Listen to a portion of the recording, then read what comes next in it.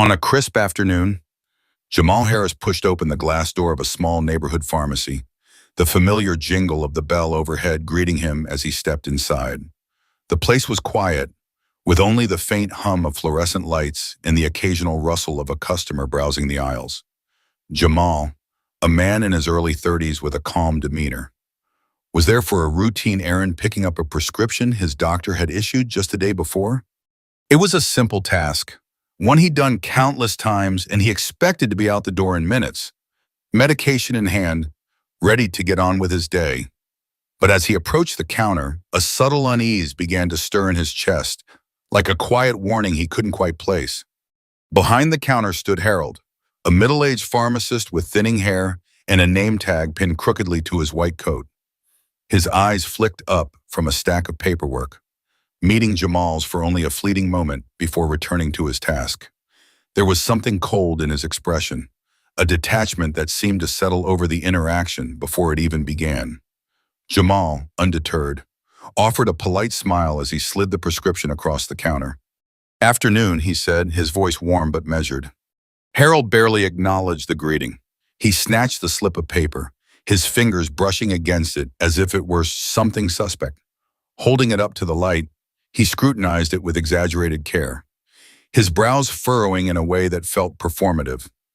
After a long pause, he spoke, his tone flat and edged with skepticism. "You get this from a real doctor?" Jamal's smile faltered, but he kept his composure. "Yeah, just yesterday," he replied, his voice steady despite the odd question. "Can you fill it?" Harold didn't answer immediately. Instead, he tilted his head, squinting at the paper as if it held some hidden code only he could decipher. His gaze darted between the prescription and Jamal, lingering on him with a look that was equal parts suspicion and disdain. "I need to check something in the back," he muttered abruptly, turning on his heel and disappearing through a door marked staff only before Jamal could respond. Jamal stood alone at the counter, the weight of the moment settling over him. He glanced around the pharmacy, its shelves lined with neatly arranged bottles and boxes, and tried to shake off the growing discomfort. He'd been to pharmacies before plenty of times, and it was always the same hand over the prescription. "Wait a few minutes, leave with the medication." But today, something felt off, like the air itself was charged with an unspoken tension. Minutes dragged by, each one heavier than the last. The pharmacy was nearly empty, save for a couple of customers lingering near the cold medicine aisle, their eyes occasionally darting toward the counter. Jamal shifted his weight, his unease deepening as he waited for Harold to return. When the pharmacist finally emerged, his expression was even colder than before, his lips pressed into a thin line. He dropped the prescription onto the counter with a dismissive flick of his wrist. "Nope," he said, his voice devoid of warmth. "This is fake. I'm not filling it." Jamal blinked, caught off guard. "Fake," he repeated, his confusion quickly giving way to frustration. "What do you mean?" "Fake, that's a legitimate prescription. You can call my doctor to verify it."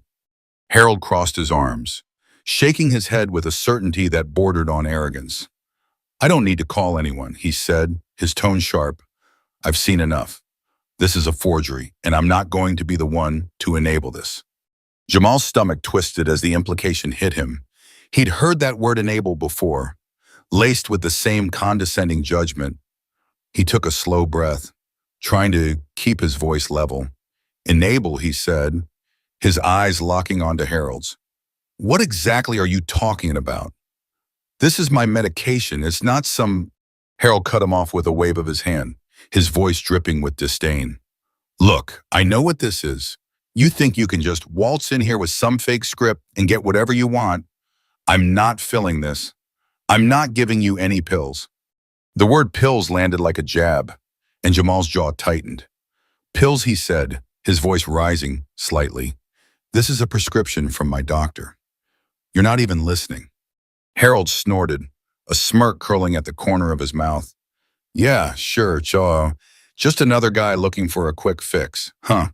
I've seen your type before coming in here, trying to score pills. I'm not enabling some junkie." The word junkie hit Jamal like a physical blow, sharp and stinging. His fists clenched at his sides, and he had to force himself to stay calm, to not let the anger boiling inside him spill over. "Excuse me," he said, his voice low and sharp. "I'm not a junkie. I'm here to fill a legitimate prescription. You don't know anything about me, and you're just assuming." "I'm not assuming anything," Harold interrupted, his voice louder now, cutting through the quiet of the pharmacy. "I know exactly what's going on here. Don't think you can fool me with some piece of paper. You're not getting anything from me." Jamal's heart pounded, his frustration mounting with every word. "You didn't even check anything," he said, his voice steady but laced with anger. "You went back there, came out, and decided it's fake without calling anyone or verifying anything." Harold shrugged, his smirk unwavering. "I've been doing this job long enough to spot a fake," he said, waving the prescription in the air like a prop. "And this is fake." Jamal took a step closer, his patience fraying. "You're making a mistake," he said, his voice firm. "I'm telling you, this is real. You're refusing to fill my prescription because of what? Because you think I'm trying to pull something." Harold's eyes narrowed, his tone mocking. "Because I know you're pulling something. People like you think you can come in here, scam your way into getting meds, and walk out like it's nothing." The phrase "people like you" hung in the air, heavy and loaded. Jamal's eyes blazed, his chest tight with fury. "People like me," he said, his voice low and deliberate. "What exactly do you mean by that?" Harold didn't answer, but his silence was louder than words. The air between them crackled with tension, and Jamal could feel the weight of the other customers' stares, their curiosity and discomfort palpable as they watched the confrontation unfold. "Look," Harold said finally, his tone dismissive. "I don't care what your story is. You're not getting anything here. I suggest you leave before this becomes a bigger problem." Jamal didn't budge. "I'm not going anywhere until you do your job," he said, his voice steady despite the storm raging inside him. "Call my doctor and verify it." Harold sighed, rolling his eyes as if Jamal were a child throwing a tantrum. "All right, then," he said, nodding toward a security guard stationed near the entrance. "Let's see if you stick around after talking to him." The guard, a tall, broad-shouldered man with a stern expression, started walking toward them, his heavy footsteps echoing in the quiet pharmacy. Jamal's pulse quickened, but he held his ground, his jaw clenched.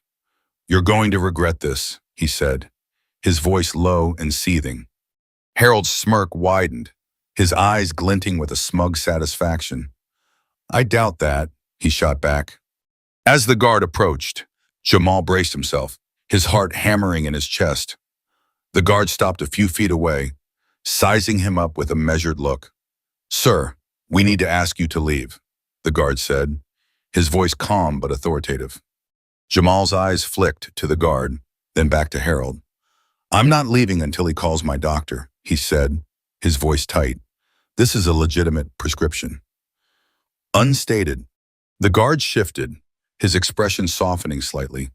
"Look, I don't want to make this difficult," he said, "but if you don't leave, we'll have to remove you." Jamal's anger surged, but he fought to keep it in check. "All I'm asking is for him to verify the prescription," he said, turning to the guard. "It's not a big ask. This isn't about anything else but him assuming I'm up to something because I'm black." The guard hesitated, his eyes flickering with uncertainty, but Harold jumped in before he could respond. "Oh, don't pull the race card," he scoffed, his voice dripping with mockery. "That's not what this is about, and you know it. You're the one who came in here with a fake prescription, trying to get pills." Jamal's fists tightened, the anger now a roaring fire in his chest. "I'm not asking for anything unreasonable," he said, his voice rising as he addressed the guard. "I just want him to do his job. Call the doctor, verify the prescription. That's it. If it's fake, fine. But don't just assume I'm some junkie." Harold leaned forward, his voice cold and final. "I'm not enabling you. I'm not filling it, and I'm not calling anyone. If you don't leave, security will escort you out. End of discussion." Jamal stared at him, his hands trembling with the effort to stay calm. "You're unbelievable," he said, his voice shaking. I'm just trying to get my medication like any other customer, and you haven't even given me a reason why you won't call the doctor. Harold's smirk returned, smug and unyielding. I don't need to explain myself to you, he said. You're the one trying to scam us, not the other way around. The guard stepped closer, his patience wearing thin. Sir, this is your last warning, he said. Either leave on your own or we'll have to remove you.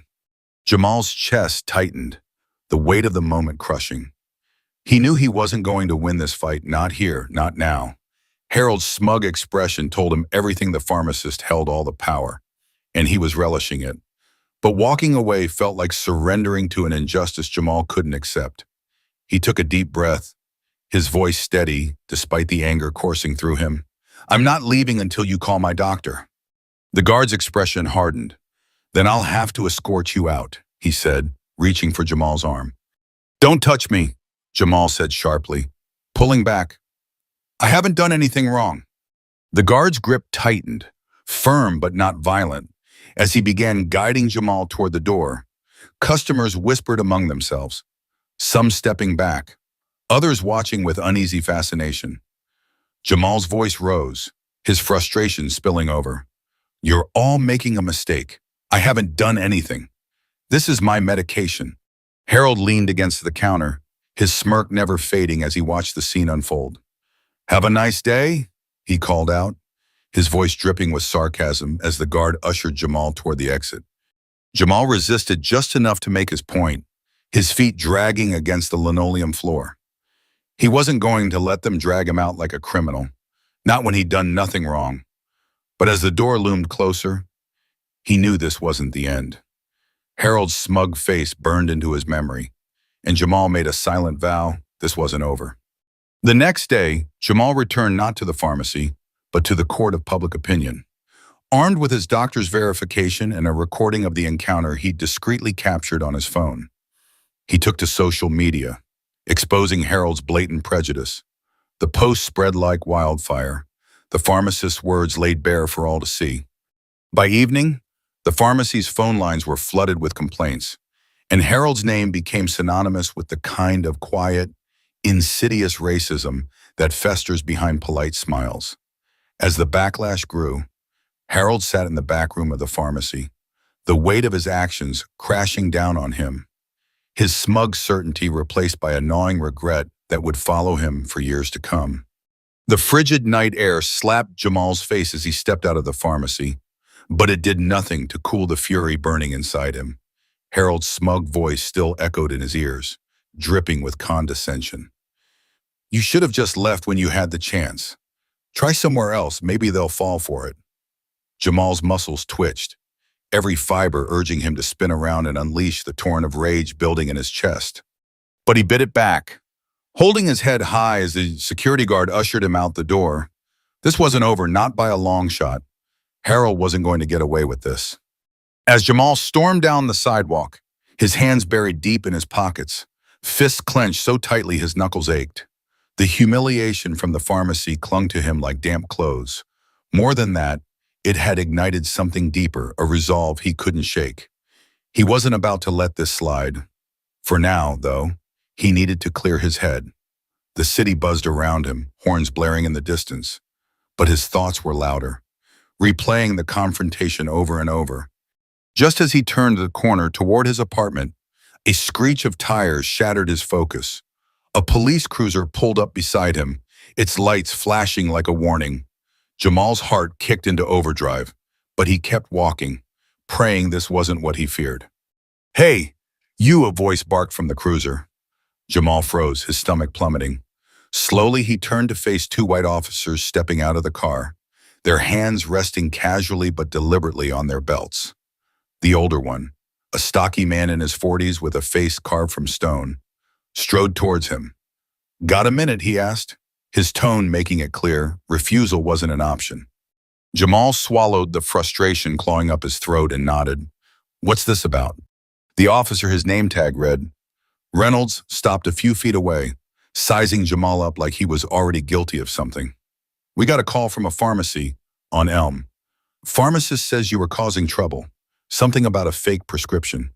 Jamal's pulse surged, but he forced his voice to stay steady, though his words came out sharp. That's not what happened. I was trying to fill a legitimate prescription, and the pharmacist wouldn't even call my doctor to verify it. He's lying. Reynolds raised an eyebrow, his skepticism practically tangible. That's not what he told us. Said you were getting aggressive, trying to pass off a forged script. Jamal's jaw tightened, his anger simmering dangerously close to the surface. I didn't get aggressive until he called me a junkie and refused to do his job. He locked eyes with Reynolds, daring him to dismiss him again. The younger officer, silent until now, stood back, watching the exchange with a guarded expression. We're going to need to see that prescription, Reynolds said, extending his hand. Jamal pulled the crumpled paper from his pocket and handed it over. Reynolds scanned it briefly before looking back at him. You're telling me this is real? Yes, Jamal said, fighting to keep his tone even. It's real. My doctor prescribed it yesterday. Call the number on there, you'll see. Reynolds sighed, clearly unconvinced, and nodded to his partner, who pulled out his phone and stepped away to make the call. The silence that followed was suffocating. Jamal stood there, arms crossed, the weight of Reynolds' stare pressing down on him. He'd been through this before, treated as a criminal for doing something as simple as picking up medication. No matter how many times it happened, the sting never dulled. You know, Reynolds said, breaking the silence, if this turns out to be fake, things could get real bad for you. Jamal shot him a hard look. It's not fake. Reynolds shrugged, unfazed. We'll see. Minutes dragged by as the younger officer murmured into his phone, his voice too low to make out. Jamal could feel the tension coiling tighter in the air. Finally, the officer returned, slipping his phone back into his pocket. He glanced at Reynolds and shook his head. It's legit. Doctor's office confirmed it. A flicker of relief washed over Jamal, but it was quickly swallowed by the anger that had been simmering since he'd walked into that pharmacy. He looked at Reynolds, waiting for an apology, an acknowledgement, anything. Instead, Reynolds let out a long breath, clearly annoyed, and handed the prescription back. All right, you're free to go. Jamal took the paper but didn't move. The injustice of it all burned too fiercely. That's it, he said, his voice low but steady. You harassed me, accused me of fraud, and now I'm just supposed to walk away like nothing happened. Reynolds' face hardened. We were following up on a call. You caused a disturbance. No, Jamal snapped, his voice cutting through the night air. I didn't cause anything. I was trying to fill a prescription, and your buddy at the pharmacy decided he didn't like the look of me. He called you, and now you're treating me like a criminal. Reynolds stiffened, clearly unused to being challenged. Watch your tone. Nope, yeah, you watch your tone, Jamal shot back, stepping closer, his eyes blazing. I've dealt with this my whole life, people like him, assuming I'm guilty just because I walked through the door, and you're out here backing him up without even considering I might not be the problem. The younger officer shifted uncomfortably, but Reynolds just glared. We got a call. We responded. That's how it works. Jamal shook his head, his frustration spilling over. That's the problem. You respond to people like him without a second thought. Meanwhile, I'm the one who ends up in cuffs, or worse. And he's back at that pharmacy. No consequences for what he did. You're free to go, Reynolds said, his voice cold. Don't push it. Jamal took a deep breath, forcing the anger to settle. He knew better than to keep pressing, but the words were burning on his tongue. Instead, he turned and walked away, the weight of the encounter sinking deeper into his bones. As he did, he heard Reynolds mutter, just loud enough to reach him. Should have just filled it somewhere else. Jamal paused but didn't look back. This wasn't over, not by a mile. That night, sleep eluded him. The confrontation with Harold, the security guard, and the police played on a loop in his mind, each moment stoking the fire in his chest. The way Harold had sneered, the way everyone in the pharmacy had stared at him like he was an intruder, it gnawed at him. And the police, assuming his guilt without question, had only cemented the injustice. By the time dawn crept through his blinds, Jamal had made up his mind. He wasn't letting this go. Not this time. After throwing on clothes and grabbing the now wrinkled prescription, he headed back to the pharmacy. His jaw was set, his steps purposeful. A small voice in the back of his mind whispered that things could escalate, but his indignation drowned it out. The sun hung high, the streets alive with midday hustle. As he pushed through the pharmacy's glass doors, the familiar chime greeted him, but the sterile white walls felt colder today, more hostile. Behind the counter stood Harold, his smug expression unchanged. When he saw Jamal, his eyes flickered with surprise, but a mocking smile curled his lips. "Well, look who's back," Harold drawled, folding his arms. "You just don't quit, do you?" Jamal ignored the bait. He marched to the counter and slapped the prescription down with a sharp thud. "I'm here to fill my prescription," he said, his voice steady despite the anger bubbling beneath. Harold snorted. "You really think I'm filling this after yesterday should have taken your scam somewhere else?" Jamal's fists clenched at his sides, but he forced himself to breathe. "It's not a scam. The police called my doctor. They confirmed it's legit." Harold's smirk wavered, but his arrogance held firm. "Doesn't mean I have to fill it. I'm not enabling whatever you're doing." "I don't care what you think I'm doing," Jamal cut in, his voice slicing through the air. "This isn't about you. I need my medication, and I'm not leaving until you do your job." Harold's face darkened, his sneer sharpening. "You think you can come in here and tell me how to do my job? I don't take orders from people like you." Jamal's blood roared in his ears, his composure fraying. He leaned forward, his voice dropping to a low, dangerous calm. "People like me. You mean a paying customer? Someone who deserves basic respect." "Respect?" Harold laughed, the sound bitter and cutting. "You're the one who came in here causing a scene. You're lucky I didn't press charges." "Press charges?" Jamal's voice rose, incredulous. "I was trying to get my medication, and you treated me like a criminal. You refused to call my doctor, called me a junkie, and now you're acting like you're the victim." Harold shook his head, his smugness unshaken. "You're delusional. Should have just left when I told you to." Before Jamal could fire back, the door swung open, and two familiar figures stepped inside, Officers Reynolds and his partner. Jamal's chest tightened. Harold must have called them again, but this time Jamal wasn't backing down. "Perfect timing," Harold said, his smile oozing satisfaction as he glanced at the officers. "Our friend here's causing trouble again. I'm sure you'll want to handle this." Jamal turned to face the officers, his heart pounding, but his resolve unshaken. Reynolds' expression was unreadable, but his partner looked uneasy, like he sensed the situation was spiraling.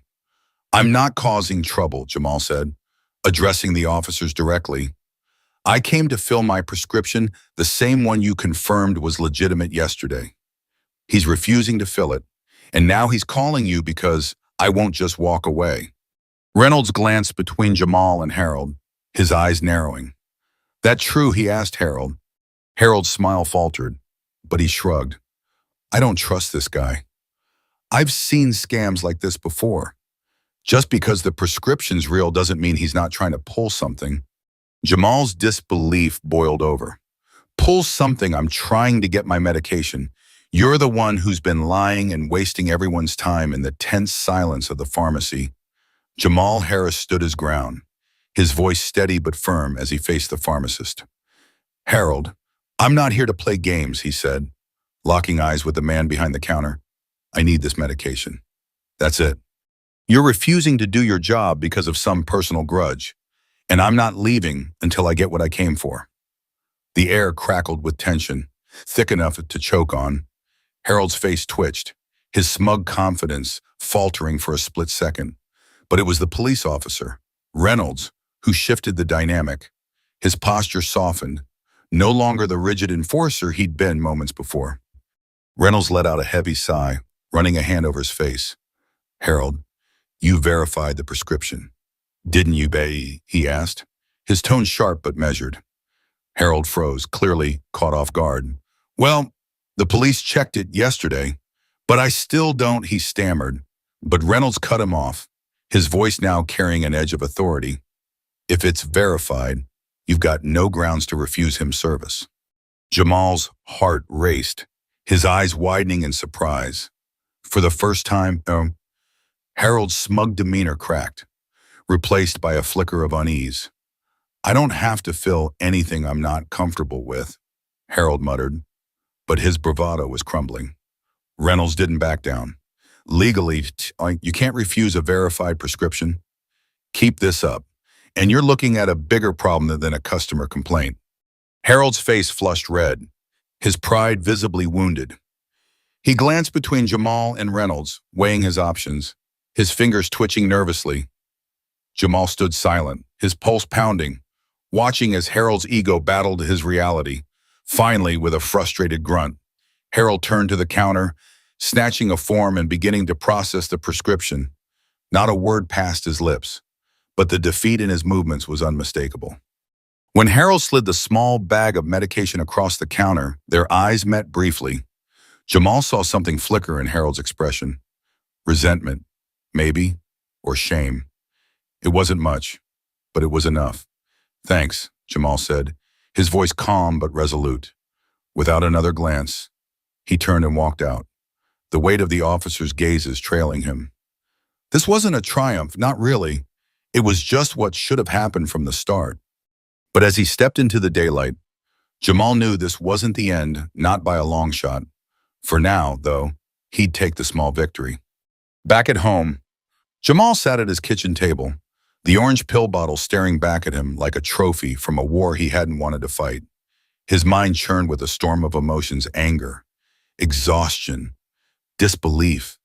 Getting the medication had been a battle. But it wasn't just about the pills. It was about how Harold had looked at him, dismissed him, assumed the worst without a shred of evidence. It was about the police who'd stopped him, their hands hovering near their holsters, ready to assume he was the problem. And it was about the deeper wound, the way people like Harold wielded their power to strip others of their dignity, all because of the color of their skin. Jamal couldn't shake it. This wasn't just his fight anymore. It was about every person who'd been humiliated, ignored, or worse, because someone in a position of authority decided they didn't belong. He opened his laptop, his fingers hovering over the keys. He'd never been one to stir the pot or seek the spotlight. But silence wasn't an option this time. The media could carry his voice further than he could alone. Maybe it was time to let the world know what had happened. After a moment of hesitation, Jamal began typing an email to a local news station. He kept it concise but packed with the details that mattered. Subject: racial discrimination at local pharmacy. "Hello, my name is Jamal Harris, and yesterday I faced blatant discrimination at a local pharmacy while trying to fill a legitimate prescription. The pharmacist accused me of fraud without any basis, refused to verify the prescription, and called security to have me removed from the store. The police later stopped me, only to confirm the prescription was valid. Even then, the pharmacist continued to refuse service until an officer intervened. I believe this was a clear case of racial profiling, and I'd like to share my story to bring attention to this injustice.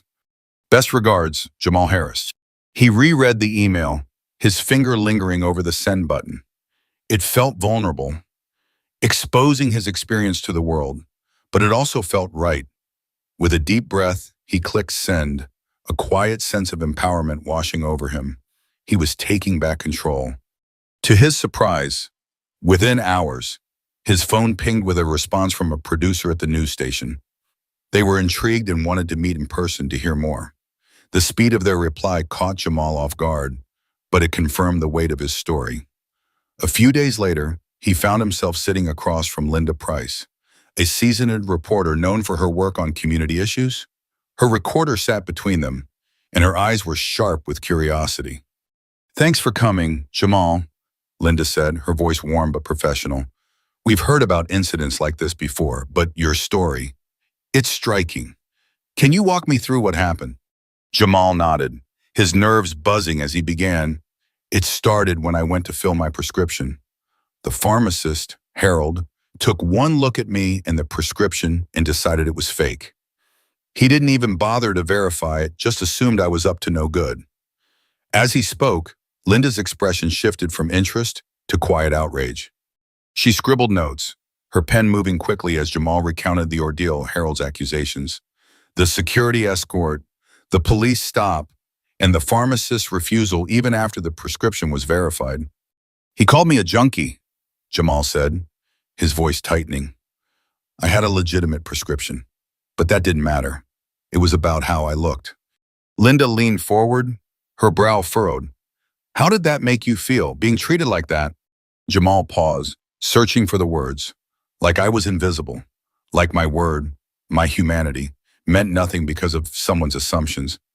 I've dealt with prejudice before, but this was one of the worst. Linda's pen paused, her eyes meeting his. What do you want to come from sharing this? I want accountability, Jamal said firmly. Not just for me, but for everyone who's been through this. Harold had no right to treat me that way, and he shouldn't be in a position to do it to anyone else.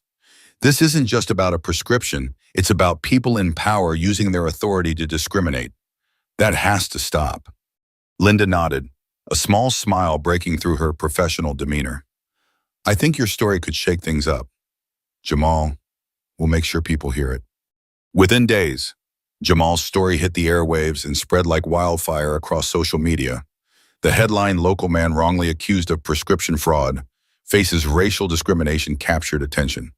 But it was Jamal's calm, powerful retelling that struck a chord. Comments flooded in-handled platforms, some expressing fury at what Jamal had endured, others demanding a full investigation into the pharmacy's practices. The community rallied, calling for justice, and the pressure didn't stop there. The pharmacy's corporate office was inundated with complaints, and soon they issued a statement promising a thorough investigation into Harold's actions. Jamal felt a spark of vindication as the tide turned. This wasn't just about him anymore. It was about exposing a systemic issue that went far beyond one pharmacy counter. His phone buzzed with a message from Linda. Jamal, the pharmacy's feeling the heat. Keep an eye on the news, things are moving fast. As he sat in his living room, the city's hum drifting through the open window, Jamal reflected on the whirlwind of the past week. Harold had been fired, a consequence Jamal had longed for, but the victory felt bittersweet.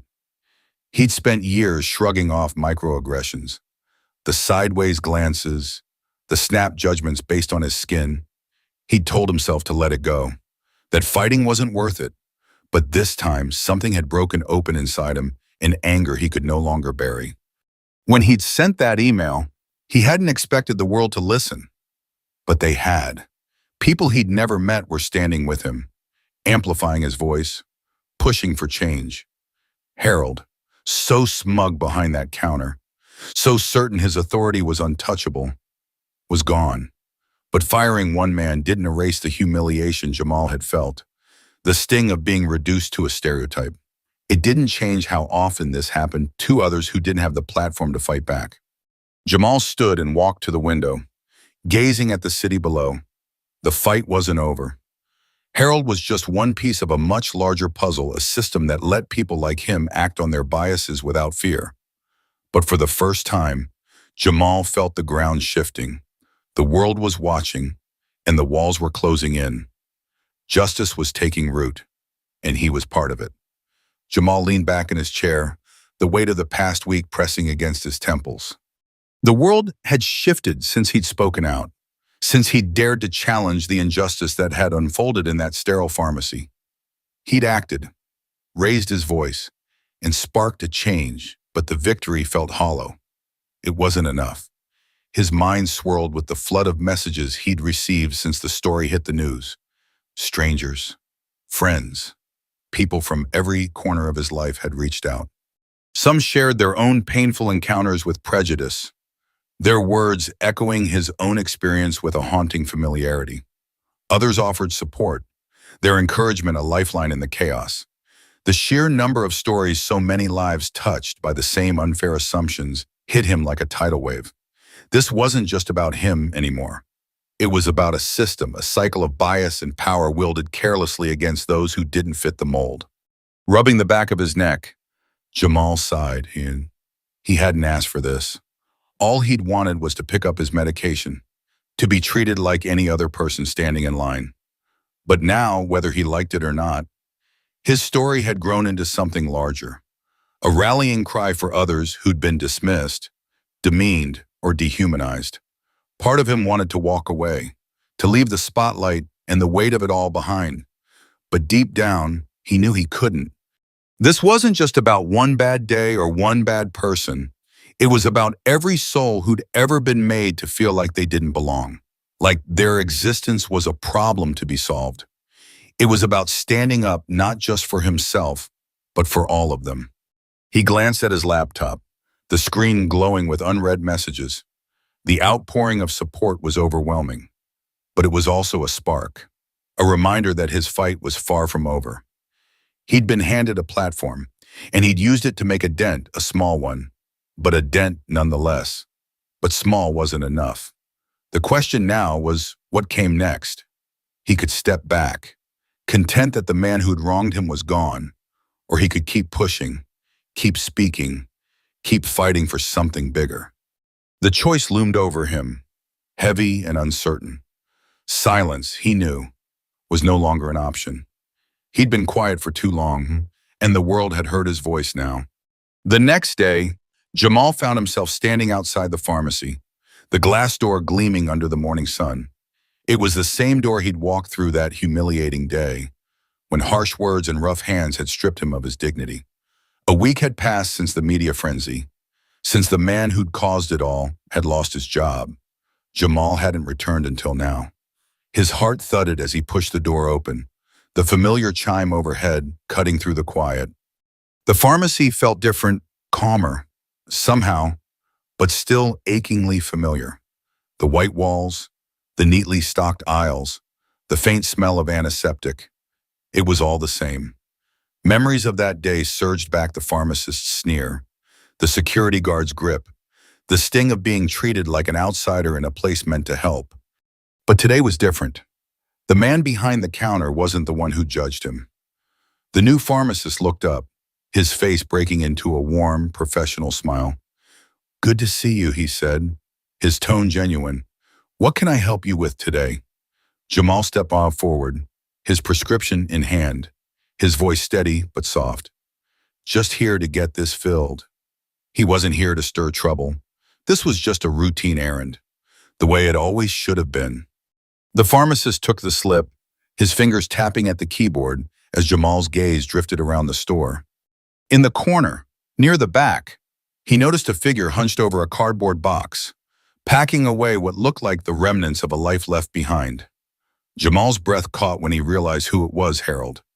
The man who'd humiliated him stood there, stripped of his white coat, dressed in a plain shirt, methodically folding away his belongings. Jamal had known Harold was fired, but seeing him like this, reduced to clearing out his desk, made the reality sink in. It wasn't just a headline anymore. It was real, tangible, and strangely heavy. His first instinct was to keep walking, to let Harold fade into the background. But something stopped him. This wasn't about gloating or settling scores. It was about facing the past, about finding closure in a moment that had changed him.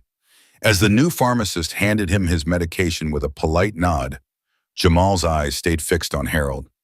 "Thanks," he mumbled, taking the bag absent-mindedly. His feet carried him toward the back of the store, each step measured, deliberate. Harold didn't notice him at first, too focused on his task. Jamal hesitated, wondering if he should turn back. Maybe there was nothing left to say. Maybe this was enough. But before he could decide, the words slipped out. "Harold." The man froze, his hand hovering over the box, his shoulders tensed, and for a moment, he didn't move. Then, slowly, he straightened and turned to face Jamal. His face was a mix of emotions: surprise, discomfort, maybe a flicker of defiance. But there was something else, too, something new: defeat. They stood there, the air thick with unspoken history. Jamal hadn't come to rub salt in the wound or to revel in Harold's downfall. He wasn't sure why he'd come at all, but now, standing here, he knew he needed to speak. "I heard you were leaving," he said, his voice calm, free of anger. Harold's lips twitched, not quite a smile. "Yeah," he replied, his voice rough. Corporate made sure of that. Jamal nodded, unsure of where to go from there. He hadn't come to apologize, but facing Harold now, he saw the complexity of the moment. Harold let out a heavy sigh, leaning against the counter, his eyes dropping to the floor. Guess this is what I get. Huh, he muttered. Jamal studied him, searching for the man who'd looked at him with such contempt, who'd branded him a criminal without a second thought. But the person in front of him now seemed smaller, deflated, like the weight of his actions had finally caught up. I didn't want this for you, Jamal said, his tone softer now. I just wanted to be treated like a person. I wanted you to do your job without judging me based on what you thought you saw. Harold looked up, meeting Jamal's eyes for the first time. I thought I was doing the right thing, he said, his voice barely above a whisper. You don't know how many people come in here trying to pull one over. I thought you were just another one. Jamal's jaw tightened, but he kept his composure. That's the problem, Harold. You didn't even try to find out. You looked at me and decided who I was. You didn't check the prescription. You didn't give me a chance. Harold's face flushed, a mix of shame and regret. I screwed up. He admitted, I see that now. But it's too late, isn't it? Jamal exhaled slowly. Maybe it is. But this isn't just about you. It's about how people like me are treated every day guilty until we prove otherwise. That's what has to change. Harold swallowed hard, nodding faintly. I never saw it that way, he said quietly. Not until now. The silence stretched between them, heavy but not hostile. Jamal didn't feel the anger he'd carried before, nor did he feel triumphant. What he felt was something more complex, a mix of resolve and clarity. Harold wasn't the whole problem. He was a piece of a much larger puzzle, one that needed dismantling one step at a time. I hope you take something from this, Jamal said, his voice steady. Not just for you, but for the next person who walks into a place like this. Harold looked at him, really looked at him, and for a moment there was a flicker of understanding. I hope so too, he said, his voice raw. Jamal gave a single nod, feeling the conversation reach its natural end. He turned and walked toward the door, the weight in his chest lifting just a fraction. As he stepped outside, the fresh air hit his face, and a quiet realization settled in. He didn't need to feel like a hero or a victim. What mattered was that he'd spoken up, that he'd made sure his story and the stories of others like him had been heard. Harold's fall was just one piece of a much bigger fight, a fight that wouldn't end with one conversation or one firing. Jamal didn't have all the answers, but he knew one thing: change started with people like him refusing to stay quiet. And that, in the end, was enough to keep going.